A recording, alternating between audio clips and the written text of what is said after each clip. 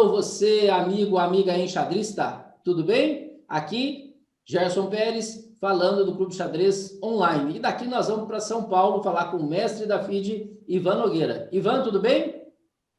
Bom dia, tudo bem, tudo tranquilo. Olha, o Ivan aceitou aqui o convite para falar de xadrez blitz. Nós fizemos uma pergunta para o nosso público do xadrez: o que te impede de melhorar?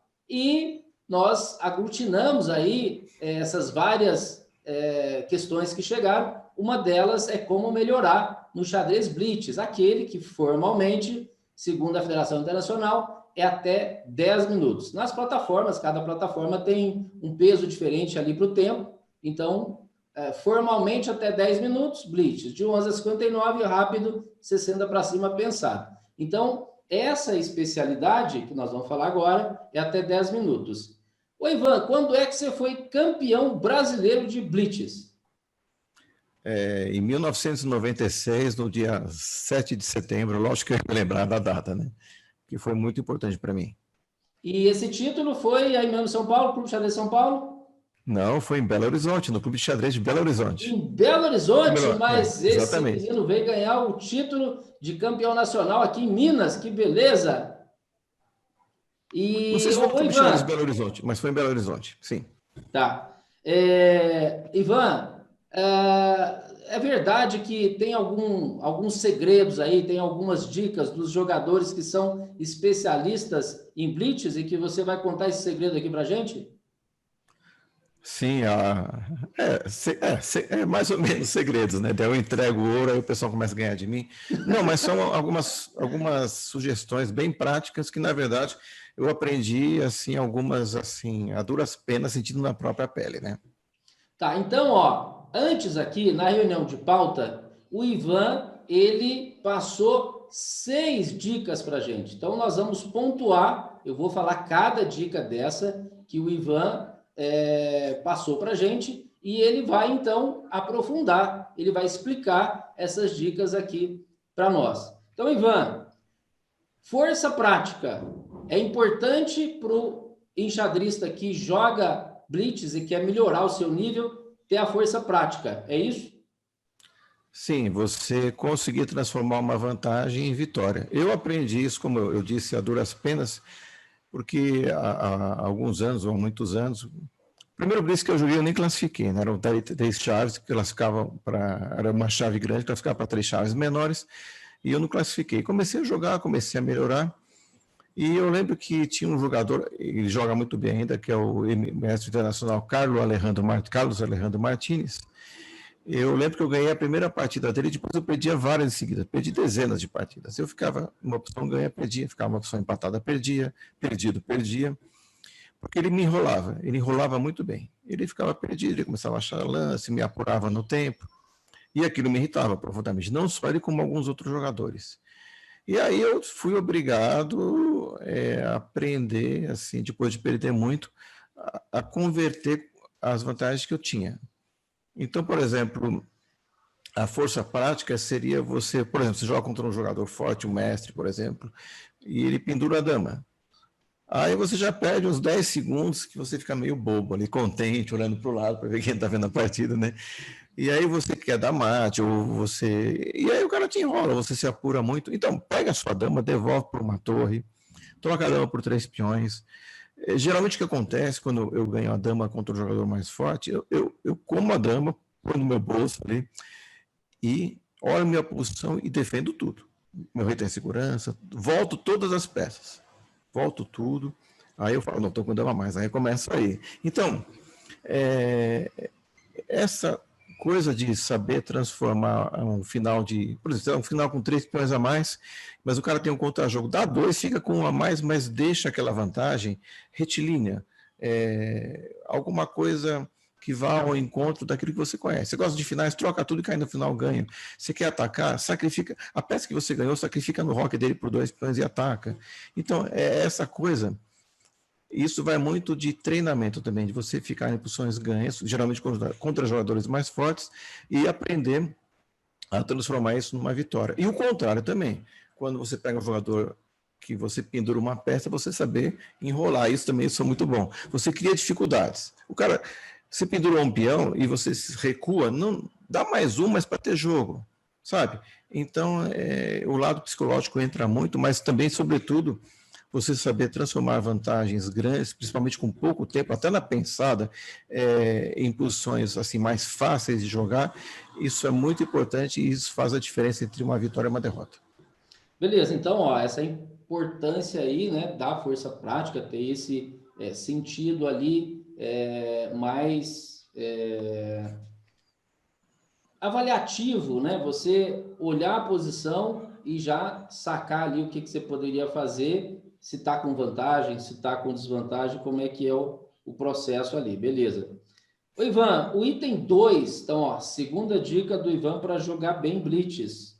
Você enfrentar jogador forte. É verdade que geralmente os jogadores querem ganhar lá embaixo para o ego ficar bom, mas quando vai jogar torneio forte, quando tem a possibilidade de enfrentar jogadores de nível mais alto, em geral existe uma certa reserva, uma certa fuga, uma dificuldade dos jogadores para enfrentar jogador forte, e deveria ser o contrário, segundo a sua opinião, né? Primeiro, o ideal seria procurar primeiro aumentar o rate, né, e melhorando para ir, porque a gente sabe que nesses sites online, geralmente você não tem oportunidade, se você tiver um rate mais baixo, de enfrentar jogadores fortes, porque eles não aceitam jogar, ou só se for num torneio.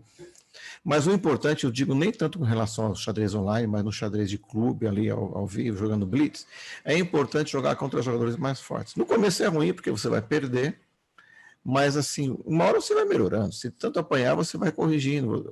Você não consegue melhorar, você vê onde você está errando, se é na tática, se é no final, se é na abertura.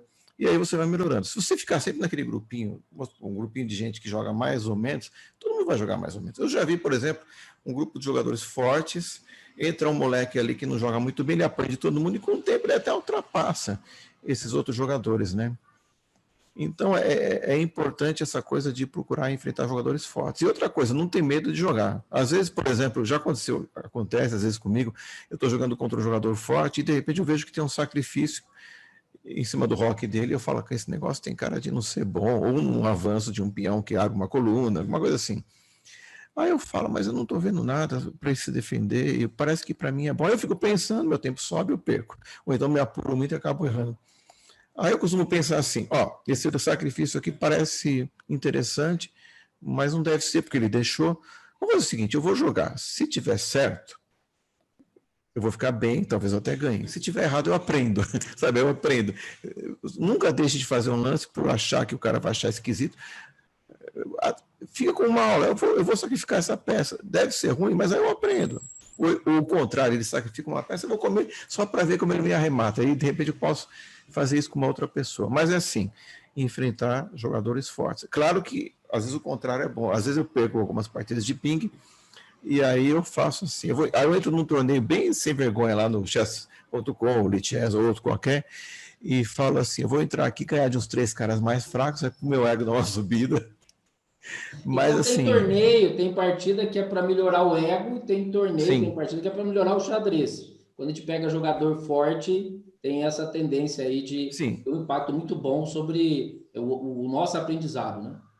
Outra coisa que nem foi tocada, mas eu complemento aqui, que é o seguinte, 5 minutos, 3 com acréscimo, ou então 5 minutos, menos que isso, você pode até treinar a abertura, mas isso, por exemplo, 1 minuto, agora tem gente que joga 30 segundos, 10 segundos, eu não consigo, isso é como o Clemente disse numa entrevista, ele falou que na pandemia agora, na primeira fase, né, ele falou assim, vários jogadores jovens, talentos promissores aqui da Rússia, em vez de ficar jogando bullet online, eles deveriam ficar estudando xadrez, seria muito mais proveitoso. E bullet online é divertido, jogar 10 segundos, 30 segundos, mas eu já adianto que isso prejudica muito o xadrez. O relâmpago, assim, o ping de 5 minutos, 3 minutos com acréscimo, ou a mais tempo, até 3 minutos, dependendo de como você encarar a partida, ele consegue acrescentar no seu xadrez. Agora, o bullet sempre vai prejudicar. O maior exemplo disso é que há jogadores de bullet com rates altíssimos, eles vão jogar torneios pensados, eles vão mal. Então, tem alguma coisa errada, né? Ok.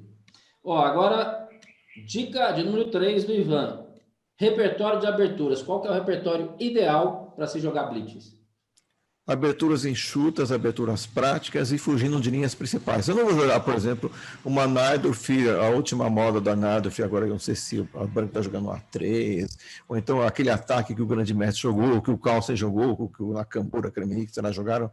Eu geralmente contra, por exemplo, a Siciliana eu jogava Bispo Cheque, contra Caro-Kann, eu jogava Caro-Kann das trocas, assim, linhas assim que não levem a muitas complicações, linhas que evitem roques em alas opostas, a não ser que você conheça muito bem, e assim, e repertórios práticos. No começo, eu lembro quando eu comecei a jogar Blitz, eu jogava muito com o Lopes das trocas. Você pode até perder, às vezes perde mesmo, de brancas, né? Você pode tomar o cavalo e rocar, ou então jogar, sei lá, D4, mas você nunca vai ser massacrado muito. Você vai perder eventualmente no final para o jogador mais forte, ou não vai ganhar do jogador mais fraco, mas assim, repertórios secos, ou repertórios que você queira treinar, mas nada muito de abertura, porque periga acontecer o seguinte: você joga contra um jogador muito mais fraco que você, e ele conhece muito bem a teoria. Geralmente tem muito moleque que conhece muito bem a teoria, e aí o cara ele ganha a partida na teoria, você vai analisar, ele não está vendo nada, ele é muito ruim. Então, evitar entrar numa zona de conforto. Então, posições assim, você pode até jogar uma linha conhecida, mas não a principal. Joga sublinhas, isso inclusive vai ser útil até nas pensadas. E posições práticas, sem muita complicação. Você complica se estiver perdido, aí você complica. Mas caso contrário, não. Tá, você já falou um pouquinho disso, mas a dica de número 4 é o aspecto da conversão das vantagens. Então, muitas vezes, o jogador fica com vantagem e aí tem dificuldade para converter aquela vantagem. Qual que é o conselho que você pode dar aí aos nossos amigos do Clube Xadrez Online de como é que se lida com vantagem no xadrez? Em primeiro lugar, não ficar nervoso. E se você tiver uma vantagem muito grande, por exemplo, existem posições em que eu jogava, às vezes, que eu começava a avançar os peões em cima do roque adversário. Por exemplo, o cara joga uma Índia do rei de pretas, e como exemplo, né? E você começa a avançar peãozada, e de repente o cara está apurado, e você está atacando. E aí o que você faz? Você olha a posição, você fala assim: agora eu vou achar o arremate para ganhar a posição? Não. Às vezes não tem um arremate, às vezes o arremate é difícil. Então, você passa uns lances, vai melhorando as peças, dobra uma torre para um lado, dobra para o outro, e vai olhando a posição e sempre analisando. Desse ponto de vista, uma vez eu vi uma partida do Anand muito interessante, que ele fez isso muito bem, numa pensada. Ele pegou um grande mestre muito forte e começou a atacar o roque. E eu, em determinado momento, se via a posição e falou: Anand vai dar mate. E aí, o que aconteceu? Ele começou a atacar e o cara trouxe todas as peças para lá do rei. Aí ele desguarneceu lá da dama, aí o Anand foi lá, ele tomou um peãozinho lá da torre lá da dama, peão de A, uma coisa assim. Ele comeu o peãozinho de A, e aí ele pegou, ele começou a paulatinamente tirar todas as peças da ala do rei, trocou tudo e ganhou o final. Então, na verdade, o intuito dele, ele não, talvez houvesse algum ataque mais forte, mas isso daria, às vezes, um contrajogo, era difícil calcular, então ele comeu o peãozinho do outro lado, ele falou: agora não preciso mais atacar. Ele foi e voltou nas peças, trocou tudo e ganhou um final. Então, você saber quando parar, né? Isso é importante, principalmente posições de ataque, são posições muito difíceis de você definir. Então, se você estiver apurado, não rompa, não quebre, não sacrifique, vá fazendo lances de espera, de melhora, até o momento em que você perceber que é possível. Porque eu falo por mim, muitas vezes o cara está me atacando, eu estou ali, eu jogo umas aberturas estranhas, né?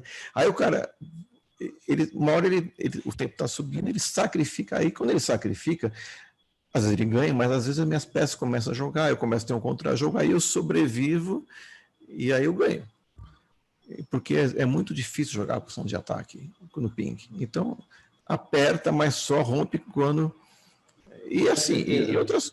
E em finais, você transformar um final de 3 peões a mais complicado no final com um peão a mais.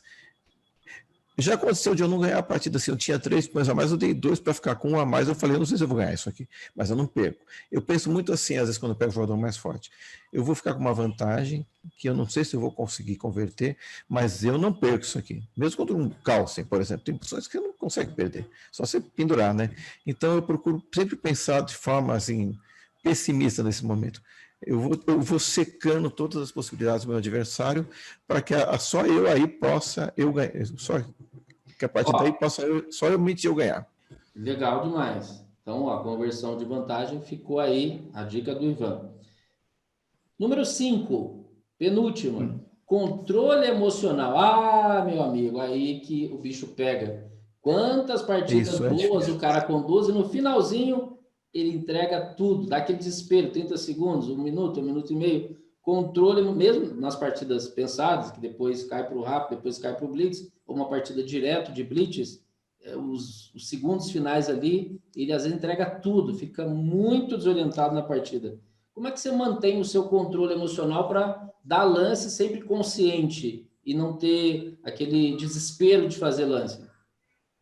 Bom, primeiro tem um grande mestre, o Galego, né, português, que uma vez ele estava jogando um torneio, ele estava indo mal, aí ele falou uma frase, e ele é bem tranquilo, ele falou, xadrez é apenas um jogo. Primeiro, é importante você sonhar, e se você é mais novo, você quer ser campeão do mundo, campeão de xadrez, campeão da sua cidade, campeão brasileiro, mas é assim, xadrez é apenas um jogo. Você tem a sua vida, você tem as suas coisas, então não se abalar tanto. Aqui não é uma coisa tão assim primordial. É importante, mas agora do ponto de vista do controle emocional, é importante cada um encontrar a sua característica. A minha característica é que quando eu estou numa posição ganha, ou melhor, eu fico muito nervoso. Mas quando eu estou perdido, eu fico muito calmo. Já aconteceu, acontece às vezes, não online, né? Mas assim, ao vivo, jogar partida, se o cara tá me dando mate, ele olha para mim assim, eu nem pisco, eu tô olhando pro lado, eu faço o lance, olha pro lado, tipo assim, eu dou uma olhada na partida do lado e o cara ali, né? Esse cara não está desesperado. Então eu fico calmo quando eu estou perdido. Então cada um tem uma característica.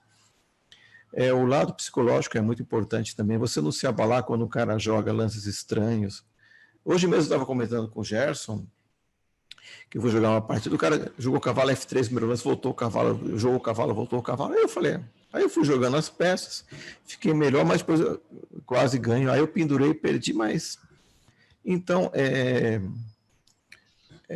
importante cada um encontrar a sua característica, não se abalar, sempre respeitar o adversário, mesmo que ele jogue, às vezes um jogador mais forte joga um lance esquisito, às vezes é mais fraco, não se abalar. Às vezes o cara quer jogar uns lances bobos na abertura, ou dar risada, ou ter uma postura desagradável, não, tenta ver só o xadrez, porque o cara que você está jogando, as pessoas que estão assistindo, sabem que o que está acontecendo de fato, né? Então, mas é importante isso, cada um procurar a sua característica e mesmo no apuro, procurar controlar o tempo. Por exemplo, quando eu estou com 30 segundos no relógio, eu procuro ficar com 30, se o adversário tiver 35, sempre controlando. Você viu um lance, como o pessoal fala, um lance possível, né? De ser feito, né? E aí você procura, não achou nenhum, você faz o lance. E vai passando. Mas, assim, ficar muito apurado para perder. Você pode ficar apurado, mas deixa o adversário ficar sempre um pouquinho mais que você. Eu mesmo que estou acostumado a jogar ping, na pensada dificilmente fico pior no tempo. Eu posso estar com 2 minutos, mas o meu adversário tem que estar com 1,5. A não ser que você esteja perdido. Se você está perdido ou inferior, você se apura mesmo. E no fim, às vezes, acaba até perdendo. Mas cada um tem a sua característica. É importante você descobrir o seu controle emocional. E lembrar que é apenas um jogo. Eu sei que dá vontade, às vezes, de pular pela janela, de quebrar tudo quando perde uma partida, mas quando for assim, grita, faz flexão, vai no shopping, toma um sorvete daquele de 3 bolas, faz alguma coisa, mas não prende aquilo, que isso faz mal. E para a gente finalizar, blitz como aprendizado. Cara, dá para aprender alguma coisa, alguma partida de 5-0, 3 com acréscimo de 2, às vezes até 3-0. O que dá para aprender numa partida, então, de blitz, Ivan? Se a polícia passar aí. Então, dá para aprender, A por exemplo, blitz, treinar dá para aprender blitz. aberturas. Eu costumo fazer o seguinte, por exemplo, às vezes eu estudo, por exemplo, uma abertura específica, eu estudo lá uma variante lá contra a siciliana, vai. E aí eu jogo, já aconteceu, por exemplo, jogar 10 partidas de ping contra jogadores variados, E eu perdi as 10 ou quase todas. Mas aí eu percebo que em 8 partidas eu fiquei melhor. Então o aprendizado seria no sentido, eu vou jogar partidas de blitz, às vezes contra um grande mestre, um jogador mais forte, não com o intuito de ganhar, claro, se ganhar melhor. Mas eu jogo, eu fico melhor na abertura, às vezes consigo uma vantagem ou igualdade, ou até vantagem decisiva e perco. Mas aí eu fiz a minha lição de casa. Eu consegui ficar numa opção boa, e aí no segundo momento, ou numa partida pensada, aí eu vou ver como que transformava aquela vantagem de uma forma mais prática. Então, da mesma forma que o Blitz pode ser muito útil para treinar aberturas, e importante, contra jogadores de vários níveis. Eu, por exemplo, vamos supor que eu jogo uma defesa francesa, por exemplo, e o cara, defesa do avanço, o cara avança o peão na abertura, e eu pego só jogadores fortes. Os caras vão jogar teoria, vão jogar os lances mais convencionais, está tudo no livrinho. Mas às vezes eu pego um jogador fraco, um jogador intermediário, que vai fazer um lance diferente, que você vai ganhar de mim. Porque o importante na hora de estudar a teoria não é só ver os melhores lances, o melhor lance, porque ninguém geralmente acerta o melhor lance, é ver lances intermediários ou até lances fracos. Uma coisa que me ajudou muito no Blitz também é que eu tinha um livrinho que só tinha, ele tinha muitas armadilhas, mas ele mostrava, por exemplo, erros típicos comuns em aberturas. Por exemplo, você pega joga uma escocesa, e é muito comum, às vezes você joga uma escocesa, eu já vi jogadores fortes jogando escocesa, aí você come o peão, aí ele dá o segundo peão, vamos supor, ele dá o segundo peão, joga C3, aí você come. E a partir daí, o cara começa a jogar mal, ele não sabe o que fazer com essa vantagem de desenvolvimento que ele tem por conta de, sei lá, 2 peões a menos. Então, às vezes, estudar sublinhas ou jogar contra jogadores mais fracos, que você faz com que você aprenda a trilhar caminhos que não são os convencionais. É muito fácil você estudar os melhores lances. Uma coisa que deve acontecer com todo mundo. Outro dia tinha um jogador comentando isso. Eu ficava lá em casa estudando uma abertura, aí chegava lá no clube, eu pegava um senhor lá do clube para jogar. Havia vários senhores na época que eu entrei no Clube de Xadrez São Paulo. Aí eu jogava o lance da teoria que eu tinha visto no livro, ele mudava o lance. Eu falava assim, não, eu quase falava para ele, não joga esse não é bom, a teoria diz que é esse. Aí eu seguia a partida, eu perdia. Eu falei, não é possível, o cara não jogou o melhor. Mas esse melhor é muito relativo, né? Então, a minha sugestão com relação ao aprendizado seria pegar aberturas que você joga, treinar no ping, não com o intuito de ganhar, mas com o intuito de treinar, de jogar aquela posição com jogadores mais fortes ou mais fracos e cair em posições boas, sem se preocupar com o resultado, e depois, mais para frente, no segundo momento, aí você, com o computador, ou você mesmo primeiro, antes de analisar pelo computador, tenta entender por que você não conseguiu transformar aquela vantagem que você tinha em ponto. Eu acho que é uma mistura de várias coisas.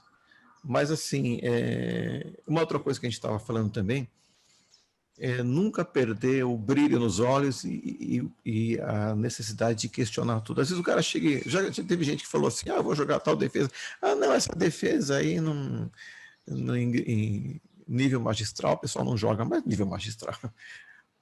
No nível de xadrez, até mestre internacional, eu diria, até 2.400, dá para jogar qualquer coisa. Você pode jogar Grob, você pode jogar Gambito do Rei. Gambito do Rei é ruim. Não. Gambito do Rei é ruim em nível magistral. Se você pegar 2 GMs de 2.500 ou até 2 Enis de 2.400, eles jogarem, ainda assim não é garantido, mas assim, o pessoal costuma muito pautar o que é bom ou o que é ruim baseado em jogadores muito fortes. Não. Num nível mais fraco eu digo, pessoal que não é GM, dá para jogar basicamente qualquer coisa. E assim, mantendo os conceitos, desenvolvendo, não vai jogar coisa muito ridícula também, né? Sair com o rei na abertura, tal. Ou mesmo os meus A4, A5 também. A4 ainda dá, mas A5. Mas assim, não ficar muito preso ficar preso a conceitos, mas sempre com o olho, sempre tendo aquele olhar desconfiado e sempre questionando. Isso não é bom, já jogaram 10 partidas, não é bom porque eu quero aprender, eu vou jogar as 10, vou perder, e aí às vezes o que é ruim, às vezes o cara joga. Então, só vou dar um exemplo para finalizar essa parte. Uma vez eu estava no Clube de Xadrez São Paulo, e havia o mestre internacional Antônio Rocha jogando contra um jogador forte, não vou falar quem é, claro, uma partida pensada, e o Rocha ele tinha umas coisas interessantes, né? E ele jogou uma siciliana. E naqueles tempos, naquele ano, 1980, alguma coisa, a siciliana estava na moda. Era uma cena complicadíssima, que tinha sacrifício. Aí, uma hora o cara tirava o bispo, dando o bispo numa casa ou na outra, e era uma zona, e era um decoreba desgraçado. E não tinha computador, né? Então era estudo ali. E ele pegou esse jogador, e ele de pretas. E o cara começou a atacar, entrou na linha principal dessa posição complicadíssima. E em um determinado momento, o Rocha ele fez um lance que perde. Ele sabia que o lance perdia, o cara sabia que o lance perdia, só que o Rocha fez, olhou para ele, deu uma risadinha e deve ter pensado assim, você não vai lembrar. Você não vai lembrar e você não vai descobrir também, porque para descobrir aquela complicação. E o cara ficou ali, e ficou ali. O cara não lembrou o lance, não conseguiu encontrar e perdeu a partida. Então, um exemplo de que, às vezes, o excesso de teoria mais atrapalha do que ajuda. Beleza, então, ó, tivemos aí as 6 dicas e eu vou fechar aqui com a seguinte frase do Ivan. Ó, essa aqui tem que botar num quadro. No Blitz, geralmente perde quem se desespera primeiro. É isso? Sim. Beleza. Pessoal, continue acompanhando, agradecendo demais aí o Ivan, ex-campeão brasileiro de Blitz, que respondendo perguntas do Clube Xadrez Online, então da nossa sessão, o que te impede de melhorar no xadrez, no caso do Blitz. Valeu, Ivan. Obrigado. Até Valeu, mais, obrigado, até a pessoal. próxima. Tchauzinho.